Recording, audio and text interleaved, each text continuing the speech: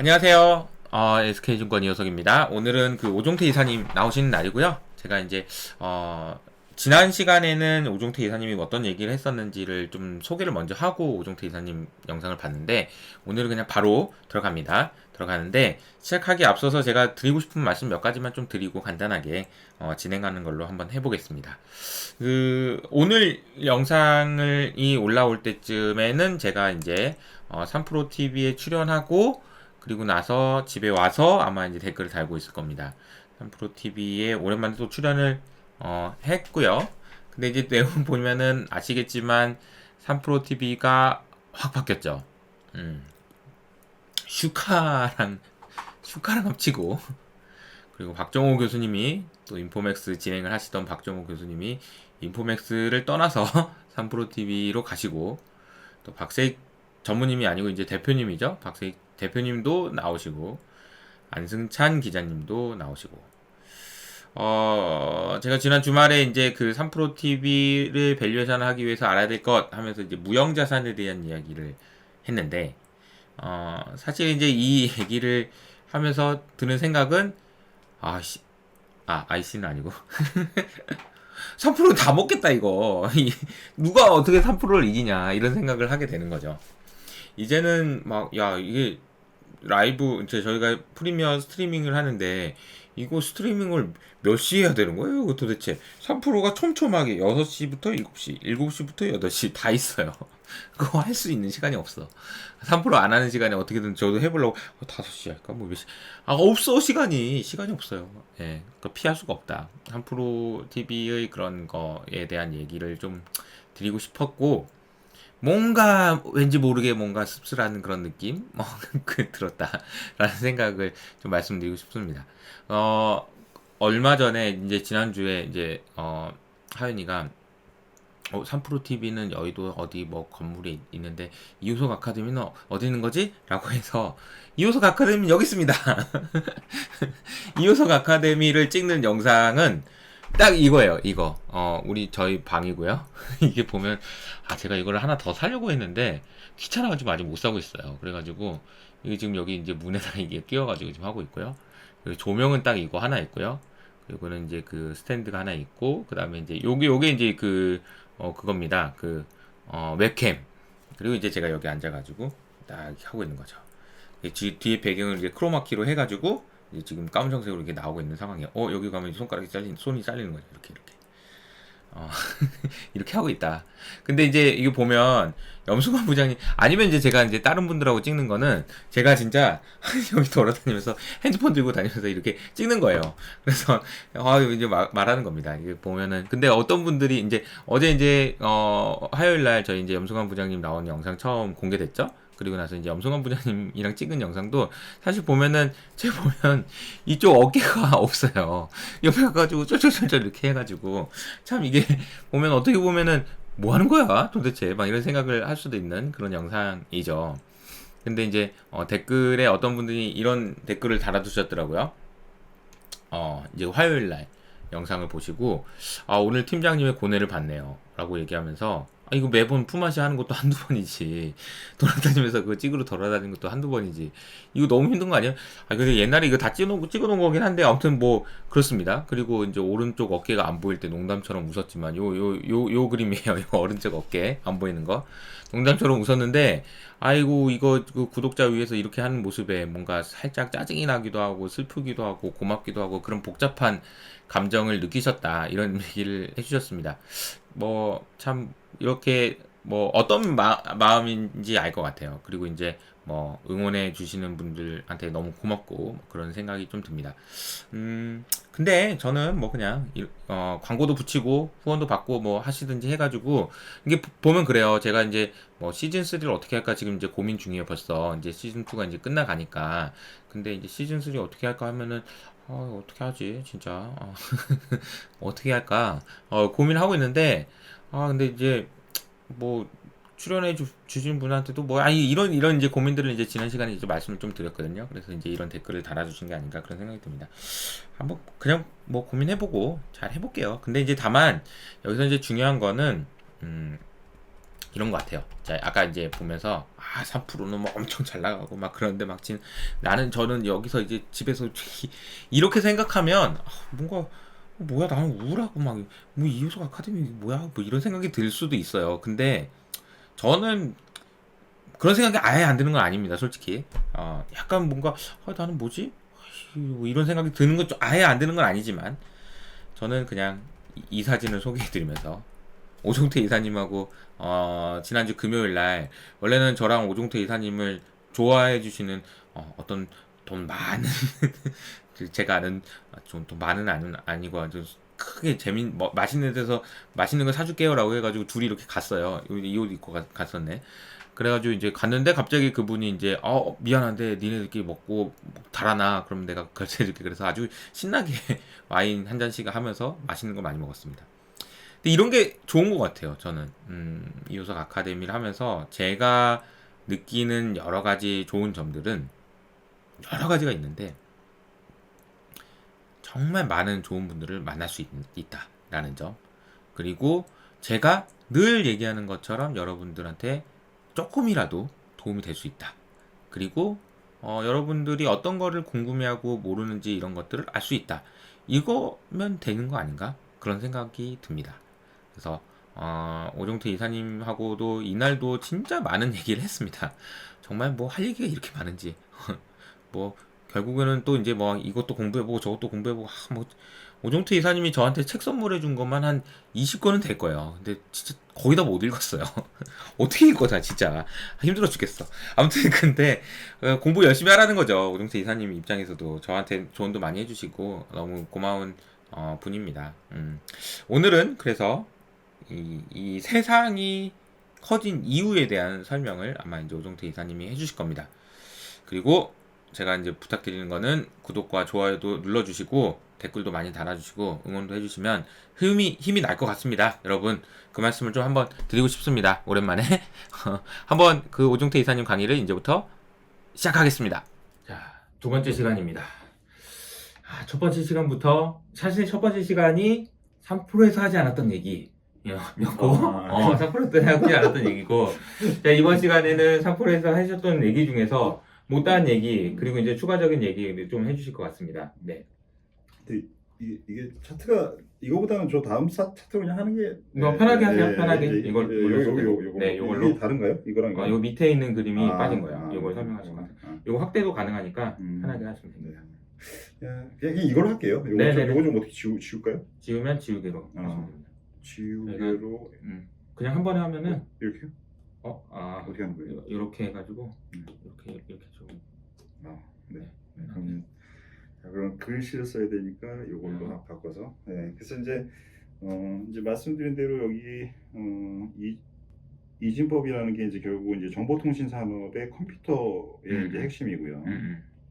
그리고 이제 양자 물리학은 그때 좀 설명드리고 저도 뭐 모르지만 설명드린 부분이 있었는데, 제가 이제 그때 이제 뭐 이거는 이제 사실 내용은 같고요. 그래서 아까 전에 이제 말씀드린 대로 위에 이제 비율을 다 이제 제가 검은색으로 이렇게 일부러 해놓은 게 중요한 거죠. 설명드리는 의미를 이제 설명드리는 색깔이었는데 제가 3%에서는 말씀을 못 드렸던 그 내용이고요. 네네. 밑에 부분들은 다 말씀을 드렸고, 근데 이제 요거는 이제 어떻게 보면 약간 부가적인 그냥 설명이에요. 그 이진법, 저는 그렇게 생각합니다. 이게 서양과 동양이 있는데 서양에서만 있는 지혜가 있고 동양에서만 있는 지혜가 있다. 그리고 어떤 지혜는 서양과 동양에 다 있다. 라고 한다면 그 세 가지 지혜 중에서는 저는 서양과 동양에 다 있는 지혜가 중요하다고 생각하거든요. 그냥 글로벌 전체에 다 통용되는 거니까. 그래서 그게 이제 제 생각에는 그런 지혜가 뭔지를 찾아보는 거를 좀 중요하게 생각하거든요. 근데 이진법이 0과 1로 세상을 숫자로 표현한 건데, 이게 라이프니츠라고 말씀드렸잖아요. 라이프니츠. 이분이 이제 1600년대에 태어나셨는데 그때 얼마나 세계 여행을 가기는 거의 불가능하죠. 1600년대. 근데 이제 이분의 제가 외할아버지인지 외 고조 할아버지인지는 헷갈리는데 왜 고조 할아버지일 것 같아요? 그분이 중국에 갔다 온 서양의 유럽에서 몇 명 안 되는 분 중에 한 분이었어요. 네. 라이프리치의 외가 쪽이.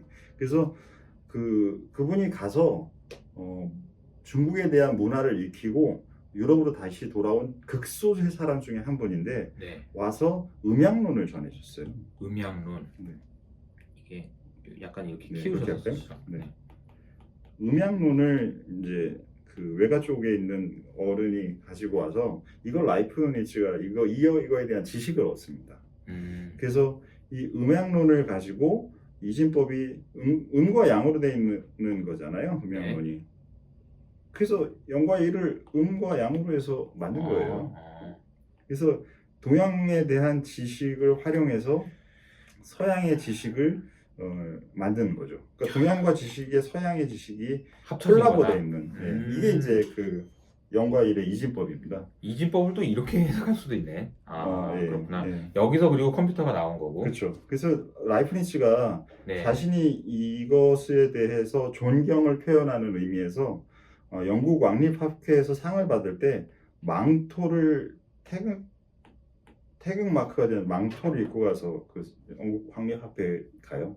약간 고맙다는 의미로 하는 그렇죠. 건가요? 예, 이거를 자기가 아니라 자기가 이게 동양의 거인의 어깨에 올라탄 것이다라는 걸 이제 내게 아니라 네, 예, 이런 존경의 표현을 이런 식으로 해줘요. 또 이거 괜찮은 분인 거죠. 멋있네. 예, 인정할 거 인정하고 뻥치지 않고 조화를 이루는 네. 이게 것 중에 네. 이진법이 있다. 네. 그래서 이 부분은 이제 저는 이제 이런 것들이 이제 그쪽에서도 통하고 이쪽에서 또 양쪽에서 다 통하는 거라는 거죠. 네. 그리고 이제 이 양자물리학에서도 또 그런 게 있는데요. 뭐냐면 이 양자물리학을 1910년도에 이제 많이 중요하게 이제 영향을 준 분이 이제 하이젠베르크라는 학자분이 계시고 닐스 보어라는 학자분이 계시고 네. 슈레딩거라는 분이 이제 이 세 분이 이제 슈레딩거의 고향이라는 걸로 이제 이분이 제일 유명하시고 하이젠베르크는 불확실성의 시대라는 용어로 유명하시고 네. 닐스 보어는 이제 학계에서 제일 유명하신 분 같아요. 네. 그래서 이 슈레딩거라는 분이 이 양자 물리학에 대한 수식을 이제 만드셨는데 슈레딩거 방정식이라고 하는데요. 이 슈레딩거 방정식을 만든 이분의 아이디어가 어디서 왔냐면 우파니 샤드라는 책이 힌두교의 경전입니다. 힌두교의 성전이죠. 성경이죠. 이 우파니샤드에서 이 아이디어 사상을 가지고 적용해서 만든 거예요. 그래서 이분은 평생 항상 이 우파니샤드를 들고 다니셨어요. 그래서 양자 물리학은 저는 이제 인도가 이제 동양과 서양의 중간적인 성격을 갖고 있는 문명이라고 생각하는데 시간이 지나면서 이 순서가 아니고요, 성격이. 근데 이제 이 양쪽에 있는 부분들을 가진 부분에서 가지고 온 거거든요. 그래서 이러한 부분들이 전 세계에서 통하는 근원적인 원리를 만들 때는 저는 사실은 이렇지 않으면 불가능하다고 생각해요. 어떻게 한쪽에서만 통하는데 그게 어떻게 근원적인 게 될 수가 있겠어요? 그래서 이 부분들을 생각을 하면 동서양의 공통으로 통할 수 있는 것들이 과연 무엇인가 이런 것들이 저는 중요한 것 같아요. 그러면은 그 두 개가 중요한데 이진법과 양자 물리학이 중요하다. 그러니까 그때 말씀 안 드린 거를 이제 드리는 게 이제 가장 이제 지금 설명에 약간 부가적인 덧붙임을 한 거고요. 그리고 이제 당연히 중요하죠. 여기서 지금 양자물리학이라는 이슈가 된 거는 지금 미국에서 제일 유명한 회사 중에 하나잖아요. 그렇죠. 이번에 마이크로소프트 창업하신 분이 마이크로소프트 보시죠? 빌 게이츠 분이 이번에 분기 신고서에 가지고 있는 10종목을 다 팔고 한 종목을 늘렸는데 그 종목이 바로 이 슈레딩거라는 지금 회사 이름이 이렇게 돼 있고요. 여기 전자기역학의 테슬라는 우리가 굳이 이렇게 유명한 사람들의 이름들이 다 이때 발견된 것들이 지금 현재 각광받고 있는 1900년대 900년대 그게 지금 현재 각광받고 있는 상태가 돼 있는 거잖아요. 그러니까 이때 만들어진 원리가 작동을 해서 지금 현재 새로운 걸 만드는 그런 이제 원리가 되고 있는 거죠. 그렇군요. 네, 알겠습니다. 지워보시고 네. 그리고 네. 저는 이 그림에서 좀 질문을 드리고 싶은 게 네. 자, 이게 전체적으로 이게 사이클도 있고 뭐 그려주셨고 그랬는데 네. 요게 이렇게 커지는 건 이건 뭐예요? 저는 이제 이거를 세상의 크기가 인류가 이제 할 수 있는 범위의 일들이 커진다라는 걸 아래 그 에너지에서는 이제 에너지 원을 크게 이걸 누르면 되나요? 네네. 네.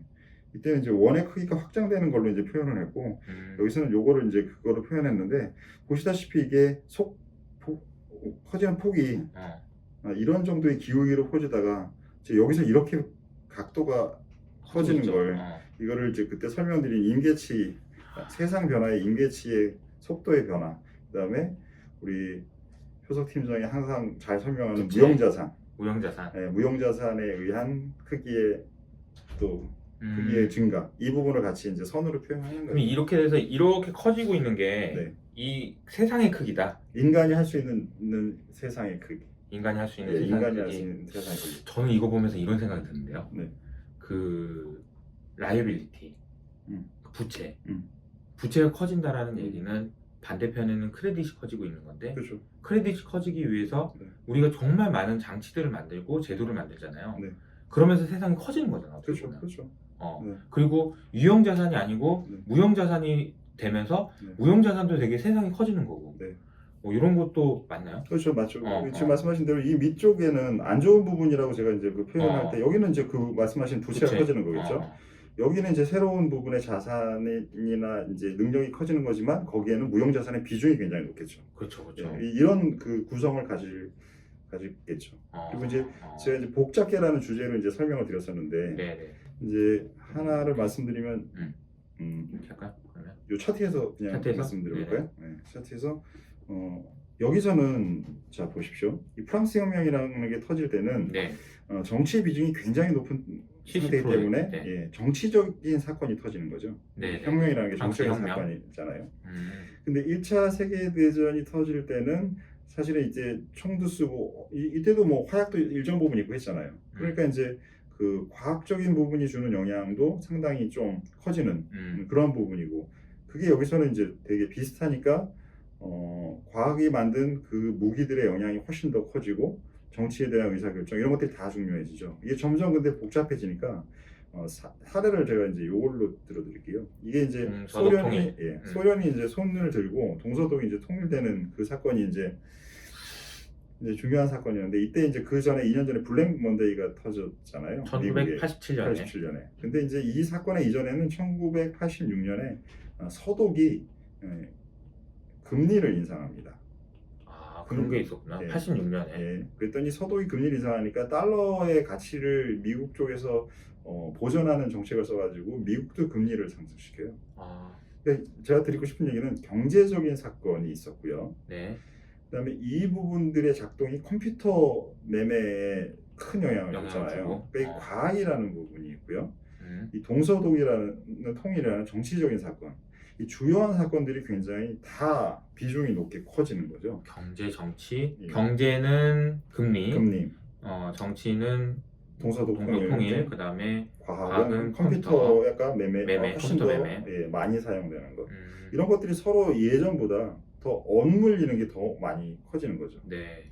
이 금리 인상의 신호가 이 컴퓨터 매매의 신호를 줄 것이고, 그래서 이러한 부분들의 그 환경이 정치적인 불확실성도 더 같이 또 반영이 되고 이런 것들이 서로 막 얽히는 거죠. 이게 계속 말씀드리고 있는 이 복잡계라는 그 현상이 사실 최근이 시작된 아니라 거는 1900 사실 시작은 이제 1945년 정도 그 컴퓨터가 정보통신혁명이 처음에 나오면서 이제 이게 그 암호 처음에 해석을 하는데 많이 처음에 연구들을 한 거잖아요. 앨런 튜링. 네. 앨런 튜링. 참 불운한 천재였죠.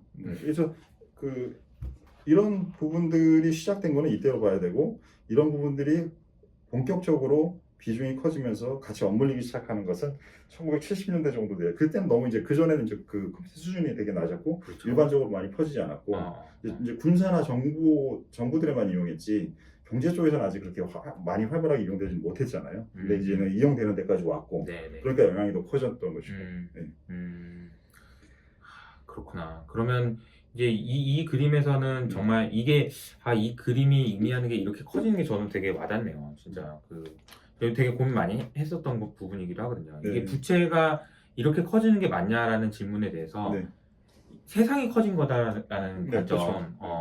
근데 그건 되게 생각해봐야 될 게, 우리가 뭐 통화라는 거 시스템 우리가 쓴 자체가 화폐라는 거는 먼저 사실은 부채가 발생한다라고 해석하는 그 학자들도 많이 있어요. 어디 네, 이거 어디다 쓸까요? 너무 많이 쓰셔가지고 지금. 그냥 아까 전에 노트를 하나 해주시겠습니까? 노트를 네, 알겠습니다. 감사합니다. 그래서 이제 그 돈을 찍어내고자 하는 정부가 뭐 그냥 시민들이라고 할게요. 이 사람들한테 처음에 야 이게 돈이야. 너가 믿어. 뭔가 믿고 신뢰 이 양쪽이 서로 신뢰지만 사실 신뢰가 되고 이게 처음에 돈이라고 부를 수도 있지만 부채라고 부를 수도 있는 거잖아요. 종이 쪽지 주고서 갖다 땡기는 거잖아요. 그쵸. 이거를 부채의 시작이 먼저다라고 생각하고 자산의 시작이 먼저지 뭐 이렇게 볼 수도 있는 거죠. 신용이라는 뭐가 먼저냐? 예. 그걸 닭이 먼저냐? 닭이 먼저냐 달걀이 먼저죠. 그러니까 어차피 얌전히 커지는 거죠. 항상 그러니까 저도 궁금해하고 그랬던 게 질문을 제일 많이 받는 게 부채가 이렇게 커지는 게 맞습니까? 네. 근데 그 부채가 커지는 게 만큼 자산이 커지고 신뢰가 커지는 거고 그런 건데 사실 이거를 받아주지 못하는 게 어떻게 그렇죠. 보면은 무형자산이 얼마나 큰지를 이게 측정이 안 되니까 이게 좀 그런 상황인 것 같고 그렇다고 보네요. 이렇게 보면 될 것 같아요. 이게 동전의 양면인데 혹은 이게 양면을 제가 못 돌리니까 이게 반이라고 할게요 그냥. 근데 여기가 이제 부채고 이 부채를 활용한 활동으로 만들어진 그냥 자산이라고 할게요. 왜냐하면 회계 재무제표에 자본까지 얘기하면 그냥 이렇게 할게요. 줄여서.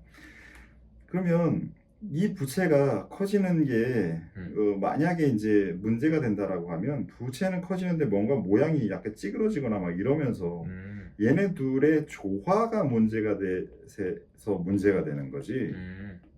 얘가 단순히 커졌다고만 해서 문제가 되는 건 아니라는 거죠. 옛날에 일본처럼 부채는 커졌는데 사실은 그게 알맹이가 없었는지 뭐 이렇게 됐을 때는 그렇죠. 대체제표 불황 뭐 이런 게 오는 거죠. 이게 한번 꺼졌을 때. 근데 지금은 그렇지는 않다라고 보시는 거죠? 지금은 대차대적 불황이나 이런 것들은 이게 뭔가 한쪽으로 쏠리려면 예를 들어서 부채도 커지면서 금리도 같이 높다. 그러면 어느 한쪽으로 자금의 흐름이나 에너지의 흐름이 굉장히 쏠리잖아요. 근데 지금은 뭐 어차피 제로로 해놓고 하는 거잖아요. 그치. 그렇기 때문에 사실 원이 찌그러질 확률도 되게 줄여놓고 지금 이 정책을 쓰고 있는 거예요. 지금은. 그쵸. 네. 그래서 이러한 그 전체적인 활동의 크기를 키우는 것이 말씀드린 원리를 바꾸기 위해서 하는 행동이지 어느 쪽을 유리하게 하고자 하는 게 아니라서 지금은 이거를 판을 바꾼다고 보셔야지 예전의 기준으로 과거의 기준으로 이 정책이 무엇을 해결하거나 유리하게 하기 위해서 한다라고 보는 게 아니라 저는 이제 이게 원리와 판을 바꾼다고 해석을 하는 거죠. 판을 바꾼다? 네, 아예 돌아가는 판 방식을 바꾼다. 조금만 더 설명해 주세요. 판을 바꾼다. 이게 어떤 거지?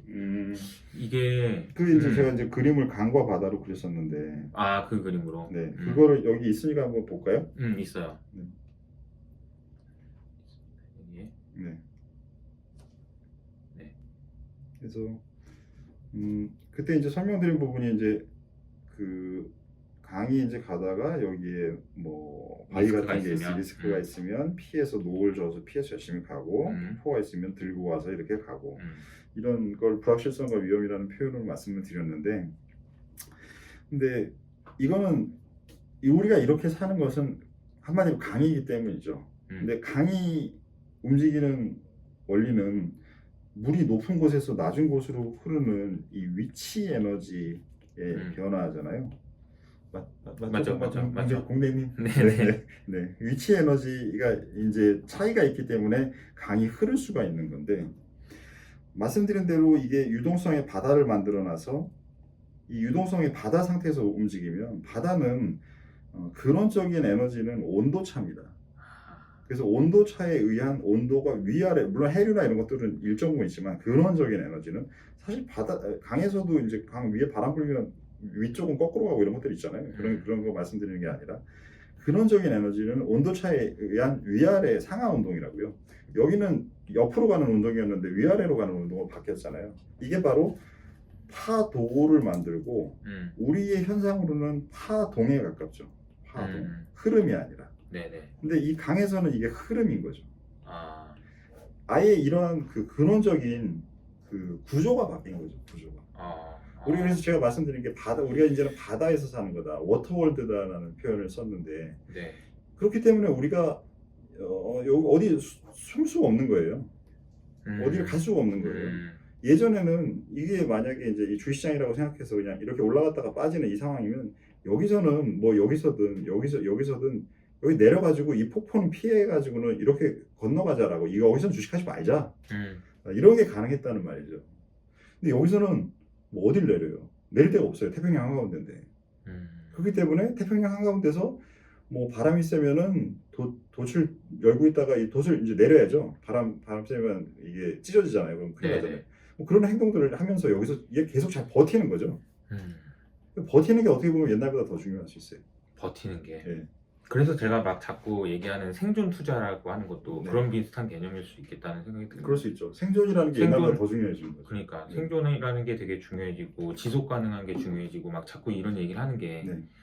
저도 어제도 그러니까 뭐 어제지만 이제 파월 의장이 빈민촌에 방문하겠다는 얘기를 하고도 저도 그거 보고 좀 깜짝 놀라긴 했어요. 그러니까 이게 뭔가 굉장히 불확실한 상황이고 판이 바뀌었다라는 표현도 정말 이 그 인사이트가 엄청난 인사이트에서 나온 얘기라고 생각해요. 그러니까 위험하다고 불확실하다고 도망가봐야 갈 데가 없다 니네들. 투자 안 하고는 그냥 안 된다. 그러니까 투자라는 것이 단순히 주식 사는 거 말고 뭔가를 하지 않으면 안 된다라는 얘기도 연결되는 것 같고 저는 여기서 질문을 하나 드리면 그 불확실성과 위험이라고 얘기를 해주셨는데 사실 그거는 두 개를 다른 표현으로 쓰신 거거든요. 그건 어떻게 다른 건가요? 뭐 일반적으로 경제에서 약간은 이제는 그 정형화된 표현인 것 같고요. 위험은 이제 우리가 계산을 할 수 있는 거고, 측정 가능한 거죠. 이걸 이렇게 지금 현재 안 좋은 상황이 발생할 것 같은데, 이 안 좋은 상황이 이거는 마이너스 1만큼 될 것 같다, 마이너스 2만큼 될 것 같다. 현재는 지금 10인 상황에서 그러면 10%다, 20%다. 이렇게 계산이 되는 게 저희가 리스크라고 표현하고, 매저먼트가 가능한 거죠. 메저러블한 거죠. 그리고 불확실성은 이게 뭐 50을 손해를 줄지 뭐 10을 손해를 줄지 100을 손해를 볼지 뭔가 안 좋은 거거나 판단 불가능성이죠. 사실 어떻게 보면 불확실성은 그러니까 우리가 사실은 업사이드 리스크라는 표현도 쓰거든요. 그렇죠. 리스크라는 게 업사이드 쓰는데 얘는 어떻게 보면 이게 그 변동이 굉장히 심하면서 크기도 크고 측정 가능하지도 않고 저는 이 세 개의 개념이 다 들어간 게 불확실성 같아요. 측정 가능하지 않고 변동성도 크고 변화도 크고. 그러게. 리스크. 그러니까 우리가 이제 보통 리스크라고 하면 위험이라고 하고 위험을 또 변동성으로 수학적으로는 하잖아. 근데 저는 그거 안 맞다고 생각하거든요. 변동성이 왜 위험이야? 변동성이 좋은 쪽으로 봐면 좋은 거잖아. 그러니까 저도 아무튼 늘 고민했었는데 역시 알겠습니다. 리스크는 위험은 측정 가능한 거지만 불확실성은 측정 가능하지도 않은 불확실성이다. 이렇게 보면 되겠네요. 제가 안 얘기했던 게 하나 떠올랐습니다. 이게 지금 그 강을 단순 계고 바다를 복잡하게 그렸는데 제가 이건 뭐 많은 분들이 이렇게 생각하시는 분들도 있는 것 같아요. 지금 그 단순계의 상태에서 지금 정의를 위험과 불확실성에 대해서 말씀을 드렸잖아요. 정보의 역할이 단순계에서는 이게 불확실성을 줄여주는 개념입니다. 정보가 생기면 불확실성이 불확실성을 주는 거죠. 정보가 생겼다고 리스크가 줄진 않아요. 리스크는 계산해 놨는데 그걸 확실하게 해줄 수도 있고.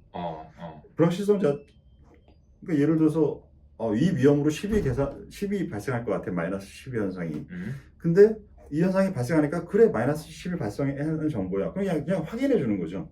근데 불확실성은 어떻게 될지 모르는 상태인데 정보가 하나가 생기게 되면 그 불확실성 자체의 폭이나 성향이나 이런 것들을 판단하는 데 활용이 되면서 불확실성의 자체를 줄어들게 해주는 거죠. 그러니까 세상을 좀 더 알게 되니까 불확실성을 줄어드는 거죠. 그렇게 되는 거죠.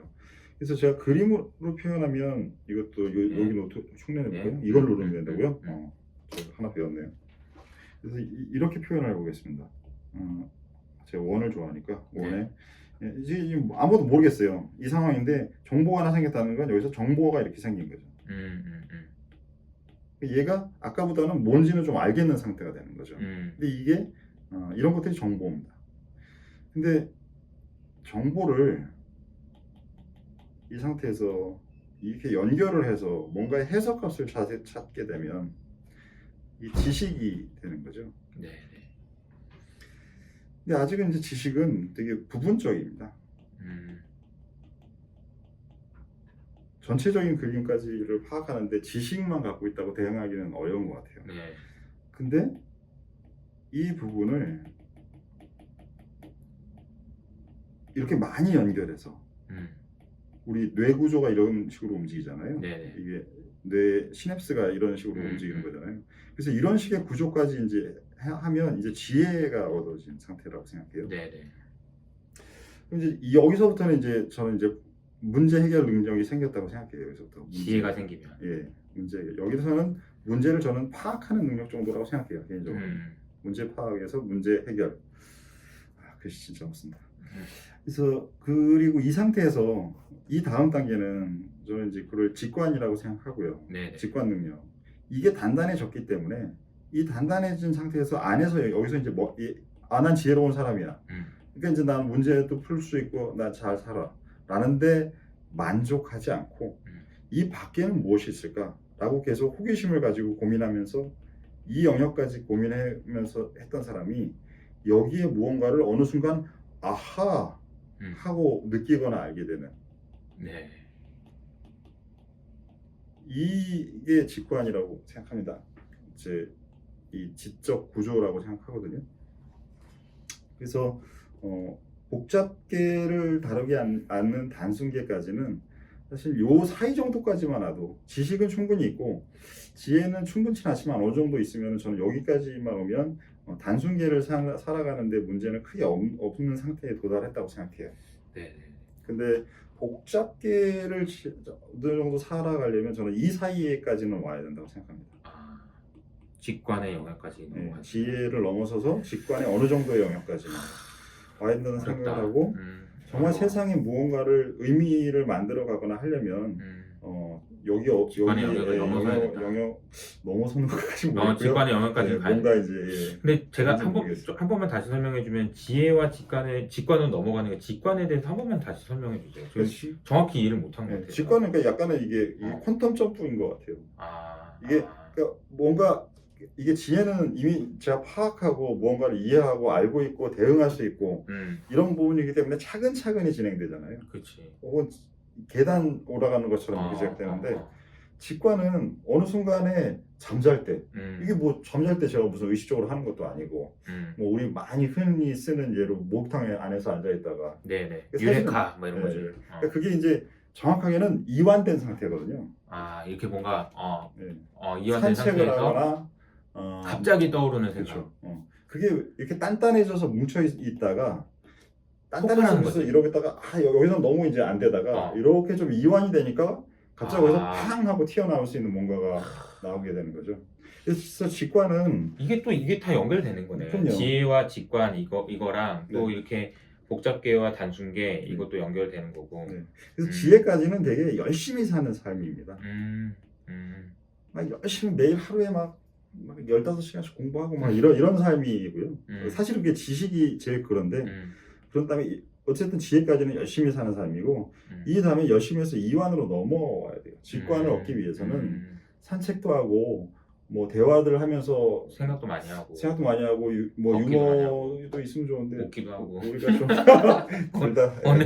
우리 좀 타고난 건 어쩔 수 없고 억지로 웃기는 그건 하는 게 아니야. 안 돼. 그래서 그런 부분들이 필요하다고 생각하는 거죠. 이 프로세스가. 근데 이게 제가 투자의 관점에서도 이거 그때 아까 얘기하신 거잖아. 의사와 그 프로파일러. 근데 중요한 건 이런 생각의 구조를 자기가 정리를 해야 됩니다. 이걸 자기가 정리를 해서 정말 이런 구조구나 라고 한번 정리를 한 상태에서 세상을 지혜롭게 혹은 직관적으로 바라보는 것과 그냥 뭐 뭐 직관적인 게 멋있어 보이거나 이런 것 때문에 이렇게 하려고 하면 그거는 그냥 어설픈 그냥 이상한 얘기를 경우가 많아요. 네. 그래서 이해가 이 영어로 언더스탠드잖아요. 네네. 언더와 스탠드의 조합된 말이잖아요. 밑인데 서 있네. 네. 그러니까 뭐 예를 들어서 I understand it이라고 하면 인 밑에. 내가 어디인가에 understand 밑에 서 있다는 얘기인데 만약에 여기라 그러면 I가 여기가 되고 it이 여기가 될 수도 있고 반대로 it이 여기 있고 I가 여기가 될 수도 있잖아요. 그쵸. 누군가 understand는 있고 둘 다를 understand라고 얘기할 수 있잖아요. 둘 다 해봐야 됩니다. 이게 인간이라는 게 구조적으로 이게 뛰어나고 멋있고 쉽고 하는 거는 자동으로 돼요. 그렇기 때문에 대부분은 무언가를 이해할 때 자기가 이렇게 주도적이고 위에서 아래로 내려보는 것처럼 이거는 자동으로 됩니다. 3살짜리 애들도 돼요. 3살짜리 애들도 조금만 더 잘해주면 자기가 권력을 내고 강아지도 그렇잖아요. 강아지도 집에서 서열 막 올라가려고 하잖아요. 이거는 어떻게 보면 지적 생명체는 자동으로 돼요. 신경 쓸 거 없고. 근데 이거는 의도적으로 해야 됩니다. 의도적으로. 그래서 이 밑에서 위를 바라보는 게. 그렇죠. 더 낮은 상태에서 위를 봐야 되는 거죠. 이것을 이해하기 위해서. 네네네. 그 구조를 양쪽을 봐야 제대로 된 이해가 생긴다고 뭐 저는 개인적으로 생각하는데 어떻게 들으실지 모르겠지만 그래서 이 부분이 의도적인 노력이 필요하고 이거는 지금 말씀해주신 거를 우리가 투자로 연결을 해보면 아까 이제 딱 그 3프로 TV에서 얘기해 주셨던 의사와 프로파일러 여기에 관련된 얘기일 수도 있을 것 같고 그거일 수도 있고 아까 전에 말씀드렸던 그 경제 영역이 이제는 영역이 1등에서 2등 되고 2등에서 3등 됐는데 내려왔는데 자꾸 아직도 1등으로 그 얘기도 연결이 되는 거네요. 네. 그걸 자기가 1등이어도 3등으로도 보고 1등으로도 봐야 된다는 얘기인데 1등에서 3등 됐는데 아직도 1등으로만 보고 있는 거죠. 그러니까 참 이게 말씀해 주신 걸 들어보면 저도 여러 가지 생각이 많이 드는 게 아직도 제 애널리스트로 와서 많은 분들 만나보면은 여전히 경제의 논리로 시장을 보려고 하시는 분들이 정말 많아요. 너무 많고 그게 이제 옳고 그름을 떠나서 이제 그런 부분이 안 맞는다는 걸 스스로도 아세요. 많은 이코노미스트들은 스스로 알아. 안 맞는다는 거 알지만 그래도 내가 배운 게 이것밖에 없으니 이걸로라도 뭐라도 설명을 해야 되는 거 아니겠니? 요런 정도 느낌이긴 하거든요. 그렇죠. 그렇다고 뭐 모른다고 할 수도 없잖아. 그렇다고. 그러니까 어렵죠. 그러니까 어렵습니다. 자기를 인정하는 게 참 어렵습니다. 그래서 저는 참 본인이 내가 모른다라는 걸 인정하는 것부터가 제일 중요한 것 같아요. 시작이죠. 그거부터가. 모든 거의 시작이죠. 그리고 이제 이게 저희 이제 그 이주환 대표님이 80년생이세요. 저보다 한살 어리신 젊으신데 이제 항상 이제 회사에서 직원들한테 의뢰 마인드로 살자라고 얘기를 하세요. 나 본인도 의뢰 마인드로 살고 우리 회사는 의뢰 마인드로 살자라는 게 이제 저는 약간 그 지금 아이를 밑에서 놓는 이 방식의 삶이라고 생각하거든요. 이건 어차피 자동으로 되는 거니까 저는 그래서 이거를 이런 식으로 이제 회사에서 표현한 적은 없는데 왜냐하면 너무 이제 대표님 표현을 제가 들고 있으면 직원들이 좀 약간 거부감을 느낄 수도 있잖아요. 그래서 이 표현은 안 썼는데 저는 이제 이런 관점으로 그 얘기를 보기도 해요. 언더스탠드라는 얘기까지 해주셨습니다. 야, 이게 그 오늘 이 두 번째 시간에는 얘기를 해주신 게 뭐 굉장히 많은 얘기를 해주셨는데 일단 이 크기가 어떻게 되는지 부채와 관련된 얘기도 해주셨고 강과 바다 그리고 정보와 지식과 지혜와 직관까지 어떻게 연결되는지 진짜 이런 얘기를 어디서 듣지?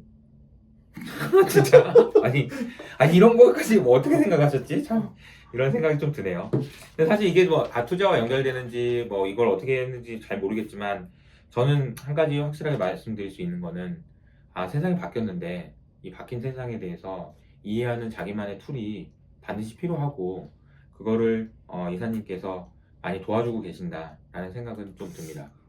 그 생각도 드는데 여기까지 25년 동안 제가 다녔던 회사들의 그 사장님들이 일 안 하고 딴 생각만 했다라고 생각할 수도 있을 것 같아요. 이게 도대체 뭐 하는 거야? 일은 안 하고 이럴 수도 있죠. 근데 일을 하면서 했어요. 이사님 진짜 공부 많이 하시니까. 알겠습니다. 두 번째 시간은 이 정도로 하고 이제 다시 끊어서 좀 진행하도록 할게요. 네.